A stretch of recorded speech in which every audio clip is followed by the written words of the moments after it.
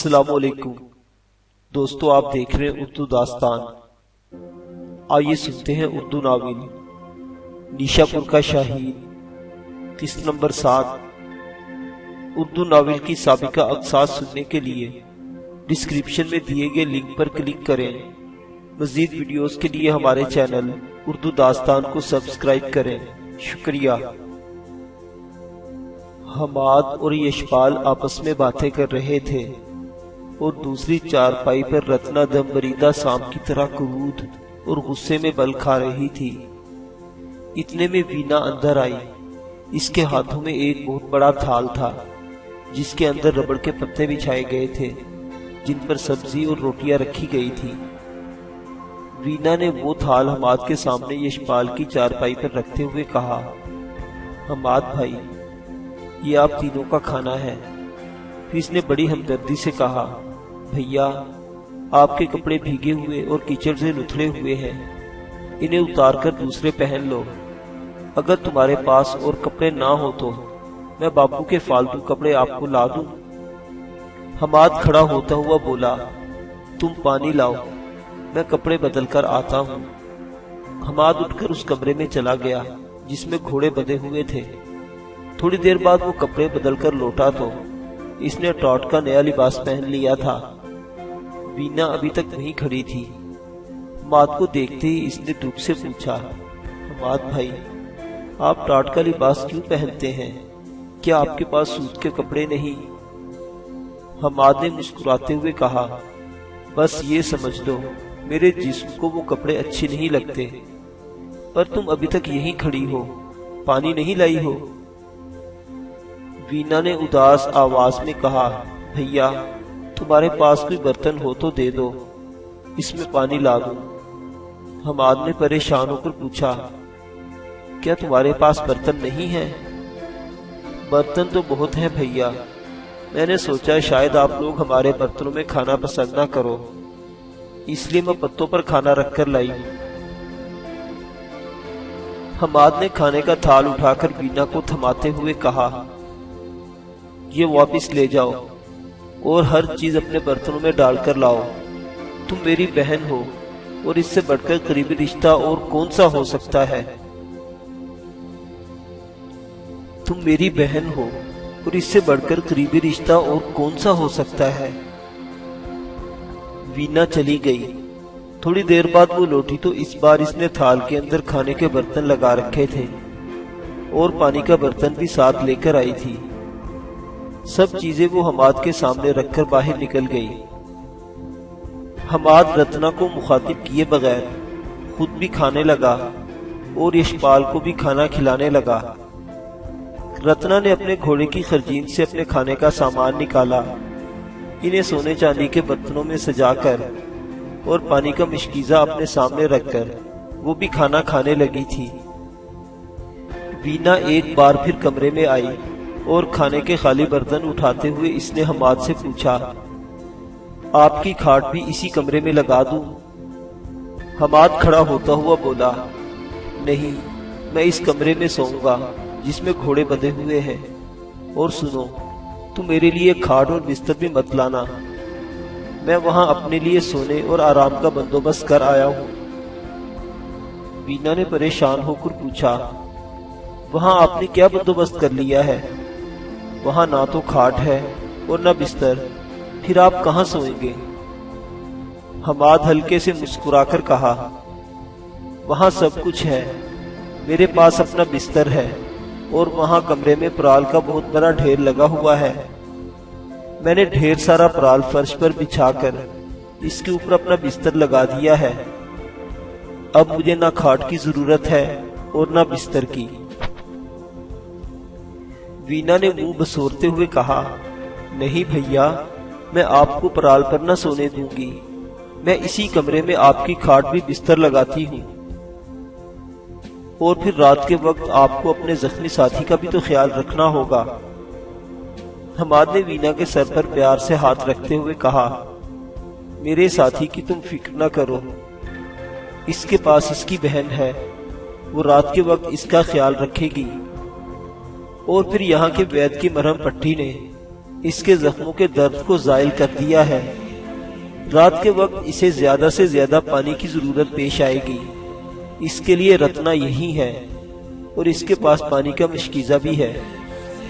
اس کے باوجود اگر میری ضرورت محسوس کریں تو مجھے ساتھ والے کمرے سے بیدار کر سکتے ہیں۔ یشپال نے کچھ کہنا چاہا لیکن حماد نے اسے اشارے سے خاموش رہنے کی تلقین کر دی اور وہ کہتے کہتے رک گیا۔ وینا نے دھمکی دیتے ہوئے کہا، اگر آپ پرال پر سوئے تو میں باپو سے آپ کی شکایت کر دوں گی۔ حماد نے منت کے انداز میں کہا، کیا اچھی بہنیں اپنے بھائیوں کی شکایت کرتی ہیں؟ حماد یشپال کو شب بخیر کہتا ہوا باہر نکل گیا۔ وینا اس کے ساتھ ہی تھی۔ دونوں اس کمرے میں آئے جس میں گھوڑے بندھے ہوئے تھے۔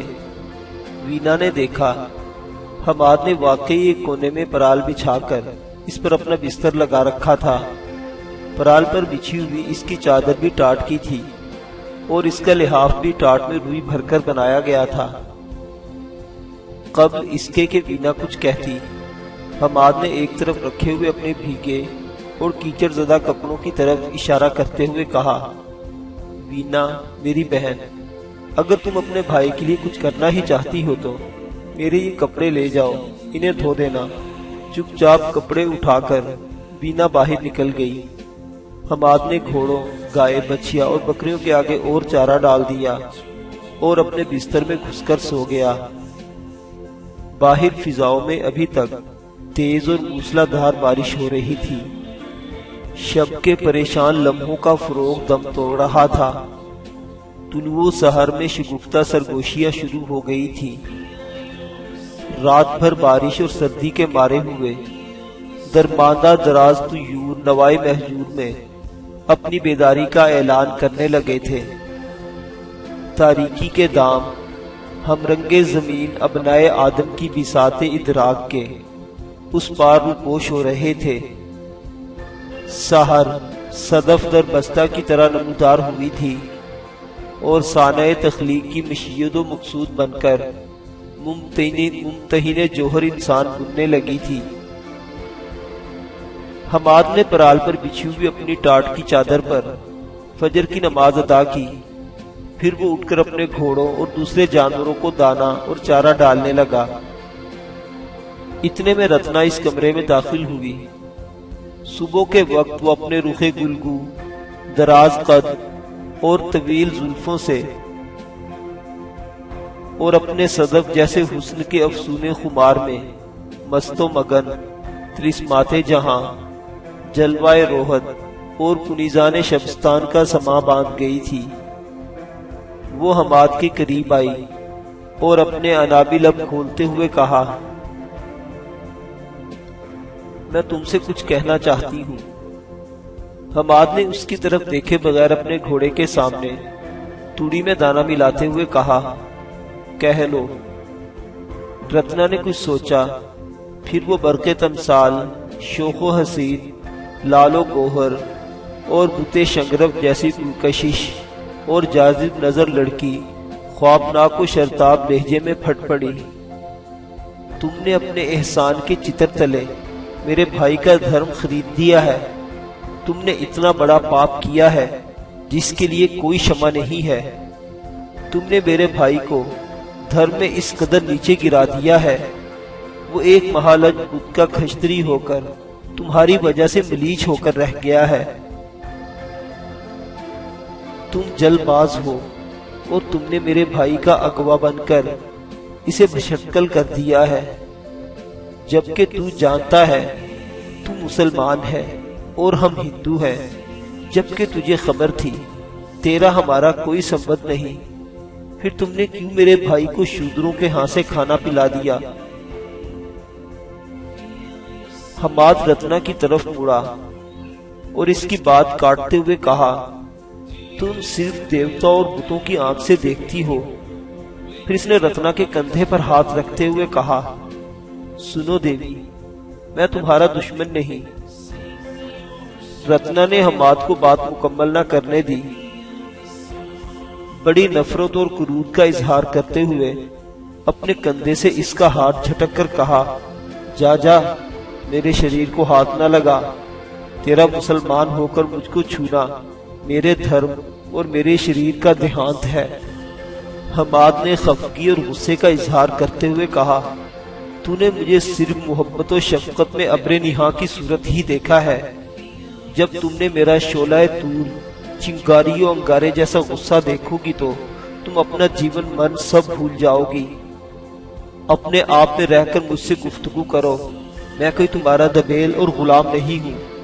میں نے تمہارے بھائی کی زندگی اور تمہاری عزت بچا کر تم پر احسان کیا ہے، تمہارے ہاتھ اپنے آپ کو بیچا نہیں ہے۔ رتنا نے اپنے لباس کے اندر سے نقدی کی ایک بڑی تھیلی نکالی اور برکھا رود میں امڑتی ہوئی کوہی ندی کی طرح غصے میں بل کھاتے ہوئے پوچھا، بتاؤ، ہم دونوں بہن بھائی کی مدد کرنے کی کیا قیمت مانگتے ہو؟ حماد نے غصے میں ببھرتے ہوئے کہا، یہ انسانی جذبے ہیں جن کا کوئی خریدار، کوئی فروشندہ نہیں ہو سکتا۔ جاؤ، لوٹ جاؤ، میرے غصے کو ہوا نہ دو۔ رتنا نے پھر غصیدی آواز میں کہا، تم تو مجھے معمولی کماش کے بد چلن انسان لگتے ہو۔ یہاں میرے سامنے تمہارے مذہب کا، اپنے خدا رسول پر پختہ یقین رکھنے والا کوئی رشی بھی ہو تو میں اسے بھی اس کے ایمان کی اس ایمان سمیت خرید لوں، تمہاری تو حیثیت ہی کچھ نہیں۔ حماد کا رنگ غصے میں گرم سرخ لوہے جیسا ہو گیا تھا، پھر اس کا دایاں ہاتھ اٹھا کر رتنا کے منہ پر اس زور کا تمانچہ مارا کہ وہ ہوا میں اچھلتی ہوئی دور جا گری۔ تکلیف کی شدت کے باعث اس کے منہ سے چیخ نکل گئی اور اس کے نازک و سرخ و سفید گال پر حماد کے آہنی ہاتھ کی انگلیوں کے نشان یوں ابھر گئے تھے جیسے کسی کے چہرے کو گرم لوہے سے داغ دیا گیا ہو۔ اس کے ساتھ ہی حماد کی طوفانی آواز اس کمرے میں گونج گئی، سن بنت حوا کی ذلیل ترین روح، تو نے میرے خدا اور میرے رسول کا مضحکہ اڑایا ہے۔ میرا خدا اور میرا رسول میرا فخر و سرفراز ہے۔ سن، تو جس قدر لغ بکے گی اسی قدر میری دینی روح اور میرا انقلابی شعور بیدار ہوگا۔ تم جس قدر مجھ سے نفرت کا اظہار کرو گی اسی قدر میرا کردار و گفتار کی نیکی و سچائی اور میرے ایمان کی ضد بڑھے گی۔ سن اے ذلیل لڑکی، میرا تعلق اس قوم سے ہے جس کے ہاں نہ حوصلے کی کمی ہے اور نہ قحط ہمت کی۔ اگر تو نے پھر اپنی گندی زبان سے کوئی ایسی بات کی جس سے میرے خدا اور رسول اور میرے مذہب و ملت پر حرف آئے تو خبردار رہ اور میرے قہر سے ڈر کے میں تیری وہ گستاخ زبان کاٹ دوں گا اور تجھے اوکھلی میں ڈال کر موصل سے کوٹ دوں گا۔ اگر تیرا دھرم تجھے انسانوں سے نفرت کرنے کا سبق دیتا ہے تو مجھے اس دھرم سے نفرت ہے جو انسان کو طبقات میں بانٹ کر نفرت و نا اتفاقی کی نہاد و بنیاد ڈالے۔ جا یہاں سے دفع ہو جا اور پھر کبھی میرے سامنے اس موضوع پر گفتگو کرنے کی کوشش نہ کرنا۔ تم اپنے بھائی کی ضد ہو، وہ جس قدر شریف ہے تم اسی قدر شرپسند ہو۔ رتنا کانپتی ہوئی اٹھی اور سرخ پھولوں سے لدی ہوئی شاخ کی طرح لہراتی ہوئی وہ اس کمرے سے باہر نکل گئی۔ حماد پھر اپنے کام میں لگ گیا تھا۔ رتنا اپنے گال پر اپنا سرخ و گداز ہاتھ رکھے واپس اپنے کمرے میں آئی۔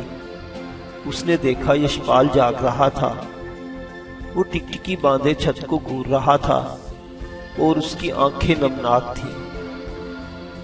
رتنا جب اس کے پاس سے گزرنے لگی تو یشپال نے کرخت آواز میں کہا، لگتا ہے حماد نے تمہارے منہ پر صرف ایک تمانچہ ہی مارا ہے جس کے نشانات تم چھپانے کی کوشش کر رہی ہو۔ رتنا، تم عورت نہیں بھوتنی ہو۔ میں یہاں لیٹے لیٹے دوسرے کمرے میں تیری اور حماد کی ساری گفتگو سن چکا ہوں۔ حماد اوتار اور فرشتہ ہے، تو نے اس کا دل توڑا ہے۔ تو نے اس کے خدا، اس کے رسول، اس کے مذہب اور اس کی ملت کا مضحکہ اڑایا ہے۔ تو نے اسے خریدنا چاہا، تو نے اس کے احسانات کی قیمت چکانے کی کوشش کی، تو نے اس کے سامنے اپنے دھرم کا ناش کر دیا ہے۔ کیا تو سمجھتی ہے हमारा धर्म इंसानों से नफरत करने का सबक देता है रत्ना। काश मैं तेरा भाई ना होता, काश तू मेरी बहन ना होती। आह, तूने अपने साथ मुझे भी हमाद की निगाहों में जलील और रुस्वा कर दिया है। मैं अब कैसे इसका सामना करूंगा। यशपाल की आवाज रुक गई और वो खामोश हो गया। रत्ना अपनी खाट पर जाकर बैठ गई और अपना सर अपने दोनों घुटनों में छुपाकर वो सिसक कर रोने लगी। बाहर अभी तक मूसलाधार बारिश हो रही थी और कमरे की फिजा बोझल और सोचनाक हो गई थी। जानवरों को चारा डालने से फारिग होकर हमाद कमरे से बाहर आया। इसने देखा बारिश इसी तरह मूसलाधार हो रही थी और आंगन में पानी ही पानी जमा हो रहा था। रसोई से धुआं उठ रहा था। वहां सेवा राम और वीना बैठे हुए थे। शायद दोनों मिलकर खाना तैयार कर रहे थे। हमाद यशपाल के कमरे में दाखिल हुआ और इसकी पेशानी पर हाथ रखते हुए पूछा, कैसे हो यशपाल? हमाद को कमरे में आता देखकर रत्ना फौरन संभल गई। यशपाल ने बड़े प्यार से हमाद का हाथ अपने हाथों में लेते हुए कहा, जब तुम जैसा हमदर्द और शफीक साथी मेरे साथ है, दुनिया भर की कठिनाइयां मेरा कुछ नहीं बिगाड़ सकती। फिर यशपाल ने हमाद का हाथ दबाते हुए कहा, हमाद, तुम अगर बुरा ना मानो तो एक बात कहूं। हमाद इसके करीब ही इसकी खाट पर बैठ गया और बोला, कहो क्या कहना चाहते हो? यशपाल ने लंबा सांस लेते हुए कहा, ये बात मैं कल ही कह देना चाहता था, लेकिन तुम्हारी थकावट का ख्याल करके खामोश रहा। सुनो हमाद, राजा राय पिथौरा के आदमियों की एक नहीं कई टोलियां हमारी तलाश और ढूंढिया में लगी हुई हैं, जिनमें से हमने सिर्फ एक ही जत्थे को खत्म किया है। इन जैसे सैकड़ों लोग हमारी तलाश में हैं। ये बारिश जो कल की शुरू है, लगता है ये झड़ी की सूरत इख्तियार कर गई है और कई रोज तक लगी रहेगी। इसे मेरे भगवान की कृपा, अपने रब की नेमत जानो के उसकी वजह से हमें शांति और अमन के साथ यहां से बचकर भीमसीन पहुंचने का मौका मिल जाएगा। मेरा इरादा है आज रात होते ही हम यहां से कूच कर जाएं। यहां से सरस्वती के किनारे किनारे भीमसीन ज्यादा से ज्यादा 3 कोस होगा और हम रात ही रात वहां पहुंचकर खतरात से बाहर निकल सकते हैं। अगर हम बारिश रुकने का यहां इंतजार करें और इसके बाद मौसम खुलने पर अपनी मंजिल की तरफ रवाना हो तो हम हर सूरत में पकड़े जाएंगे। मैं जानता हूं इस बारिश और तूफान में सफर तकलीफदेह होगा, लेकिन मुझे उम्मीद है तुमने हम पर जो इस कदर एहसान किए हैं, तो एक और एहसान करो, पर अपना मन न चुराओ। हमाद ने यशपाल की पेशानी पर प्यार से हाथ फेरते हुए कहा, तुम्हारा कहना तो ठीक है, लेकिन इस बारिश में सफर करना तुम्हारे जख्मों के लिए इंतहाई खतरनाक साबित होगा। ताहम मैं सेवाराम से बात करता हूँ। अगर किसी बैलगाड़ी का बंदोबस्त हो गया तो आज रात होते ही हम यहाँ से जरूर कूच कर जाएंगे। फिर हमाद खड़ा होता हुआ बोला, लो, मैं सेवाराम से अभी बात कर लेता हूँ। हमाद रसोई में दाखिल हुआ। इसे देखते ही वीना ने खुश होते हुए कहा, आओ भैया। फिर इसने एक पीढ़ी इसकी तरफ सिरकाते हुए कहा, आओ बैठो भैया। हमाद पीढ़ी पर बैठ गया और सेवाराम की तरफ देखते हुए कहा, मैं आपको एक तकलीफ देना चाहता हूँ। सेवाराम ने कहा, धन भाग, अगर मैं आपकी कोई सेवा कर सकूं। हमाद ने संभल कर कहा, क्या यहाँ से किसी बैलगाड़ी का बंदोबस्त हो जाएगा? मेरे साथी आज शाम होते ही यहाँ से कूच कर जाना चाहते हैं और इसके लिए कोई छतदार और चारों तरफ से ढकी हुई बैलगाड़ी जरूरी है, क्योंकि बारिश के अंदर खुली गाड़ी में सफर करने से मेरे साथी के जख्म खराब होने का अंदेशा है। सेवाराम ने सोचते हुए कहा, बैलगाड़ियां तो एक छोड़ बेशुमार हैं, क्योंकि इस नगरी के बासी बैलगाड़ियों में जंगल से कटी हुई लकड़ी दरिया सरस्वती के किनारे लाते हैं। पर इस तूफानी बारिश में क्या खबर कोई सफर करने की हामी भरता है या नहीं। पर तुम जाओगे किस तरफ? मेरी मंजिल कस्बा भीमसीन है। अगर हमारे जाने के बाद हमारा कोई दुश्मन यहाँ आकर तुम लोगों से हमारे मुतल्लिक पूछे तो इसे कहना हम नगरकोट की तरफ गए हैं। इसकी तुम चिंता ना करो, ये मैं संभाल लूंगा। पर तुम ऐसे मौसम में, वीना ने सेवाराम की बात उचकते हुए घबराहट और उलझन में कहा, हमाद भैया, इस बरसाती मौसम में भीमसीन की तरफ सफर ना करना। हमाद ने चौंक कर पूछा, क्या रास्ते में कोई खतरा है? वीना ने घबराहट में कहा, हाँ भैया, बहुत बड़ा खतरा है। भीमसीन की तरफ जाने के दो रास्ते हैं। एक तो दरिया पार करके उस तरफ से जिस जानिब से आप आए हैं। इस रास्ते पहाड़ों के अंदर तवील चक्कर काटकर आपको भीमसीन जाना पड़ेगा और इन चक्रों में आपकी मुसाफत 6 कोस हो जाएगी और फिर ये रास्ता इंतहाई अबतर है।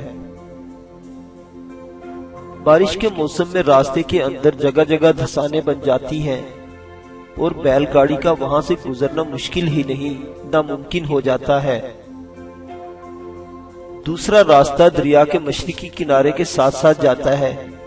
कुछ दूर नीचे जाकर दरिया पर लकड़ी का एक पुल आता है और उसे पार करके भीमसीन आ जाता है। इस रास्ते मुसाफत बमुश्किल 3 कोस बनती होगी, लेकिन यह रास्ता अरसा हुआ बंद है और कोई भी इधर से गुजरने की जुर्रत नहीं करता। हमाद ने गौर से वीना की तरफ देखते हुए पूछा, किस लिहाज से खतरनाक है? वीना ने सहमे सहमे लहजे में कहा, इसके मुतल्लिक बापू आपको बताएंगे। हमाद ने सेवाराम की तरफ देखते हुए कहा, बताइए, ये रास्ता क्यों खतरनाक है? सेवाराम कभी डूबते हुए बहुत दूर से बोला, ये एक बहुत पुरानी और होलनाक दास्तान है। तुम कहो, मैं सुनना पसंद करूंगा। सेवाराम ने अपने होठों पर जुबान फेरते हुए कहा, सुनो, कई बरस पीछे की बात है। हमारी बस्ती के जुनूब और डरे ढलान जानिब पहाड़ के ऊपर एक बहुत बड़ा मंदिर है जो अब भी इसी तरह खड़ा है। इस मंदिर के करीब ही एक बहुत बड़ी बस्ती हुआ करती थी जिसका नाम मिथिला था। वहां एक जवान ब्राह्मण रहता था जिसका नाम मनोहर लाल था। वही मनोहर मिथिला की एक कुनाहा लड़की को पसंद करने लगा और इससे शादी करना चाहता था। पर वो लड़की बड़ी हसीन और खुदसर थी। उसने ब्राह्मण की रीझ और मोहब्बत का जवाब बड़ी हकारत और नफरत से दिया और इसके साथ शादी करने से इनकार कर दिया। उसी रोज से ब्राह्मण इस मंदिर के अखबी जंगल में चला गया और तपस्या के अलावा योग और तिप करने लगा। भगवान का करना ऐसा हुआ कि वो ब्राह्मण इसी जंगल के अंदर मर गया और अपने दूसरे जन्म में शेर का रूप धार लिया। फिर इसने मिथिला वालों से इंतकाम लेना शुरू किया और बस्ती पर हमले शुरू कर दिए। कोई इंसान, कोई जानवर इसके हमलों से महफूज न रहा। सुना है वो मिथिला से एक जवान और खूबसूरत लड़की को उठाकर ले गया और जंगल में ले जाकर इस लड़की को मार डाला। वो लड़की इस ब्राह्मण की शक्ति है। अपने दूसरे जन्म में शेरनी बन गई और इसके साथ रहने लगी। शेर के हमलों से मिथिला की बस्ती ऐसी उजड़ी के लोग अपने मकानों का मलबा लेकर दरिया सरस्वती के उस पार चले गए और एक नई बस्ती आबाद कर ली। वहां मंदिर के पास अब इस बस्ती के खंडरात ही रह गए हैं और कोई भी इंसान उस तरफ जाने की जुर्रत नहीं करता। वो शेर और शेरनी दोनों मिलकर अब इस वीरान और कदीम मंदिर के अंदर रहते हैं और दरिया के किनारे किनारे जो रास्ता दरिया के बहाव के साथ नीचे की तरफ जाता है वहां से किसी को गुजरने नहीं देते। हमाद ने तंजन मुस्कुराते हुए कहा, तुम भी इस पर यकीन रखते हो कि وہ برہمن دوسرے جنم میں شیر بن گیا اور اس نے متھلا کو ویران کر دیا۔ سیوا رام نے بھولے پن سے کہا، نہ ماننے کی کیا بات ہے مہاراج، یہ تو ہندو دھرم کا اعتقاد ہے کہ ہر منش مرگ کے بعد پھر جنم لیتا ہے۔ اور حماد نے اس کی بات کاٹتے ہوئے کہا، میرا مذہب اس کی نفی کرتا ہے، کوئی انسان دوسرا جنم نہیں لیتا، وہ شیر پنڈت منوہر لال نہیں، اور نہ وہ شیرنی کوئی عورت ہے کہ دونوں نے جنم بدل لیا۔ وہ دونوں جنگل کے عام درندے ہیں اور کسی وجہ سے انہوں نے بستی کو ویران کر دیا ہوگا۔ ہو سکتا ہے اس بستی کے کسی فرد نے ان کے بچے اٹھا لیے ہوں یا انہیں مار دیا ہو، اور اس نر مادہ نے بستی سے اپنے بچوں کا انتقام لیا ہو۔ بہرحال وہ شیر پنڈت منوہر لال نہیں، یہ میرے مذہب کی ضد ہے اور میں اسے ماننے سے انکار کرتا ہوں۔ پہلے میں نے اگر اس راستے سے نہیں جانا تھا تو اب ضرور اسی راستے سے جاؤں گا۔ اگر ہم سلامت گزر گئے تو لوگوں کا یہ اعتقاد ختم ہو جائے گا، اور اگر اس شیر یا شیرنی نے مجھ پر حملہ کیا تو میں انہیں مار کر یہ ثابت کروں گا کہ وہ جنگل کے عام جانور ہیں۔ اس کے دو فائدے ہوں گے، ایک تو لوگوں نے اپنے دل میں جو غلط اعتقاد بٹھا رکھا ہے وہ اٹھ جائے گا، دوسرے یہاں کے لوگوں پر میرے مذہب کی سچائی ظاہر ہو جائے گی۔ بس تم مجھ پر ایک مہربانی کرو، اپنی بستی کے کسی آدمی سے بات کر کے میرے لیے ایک بیل گاڑی کا انتظام کر دو۔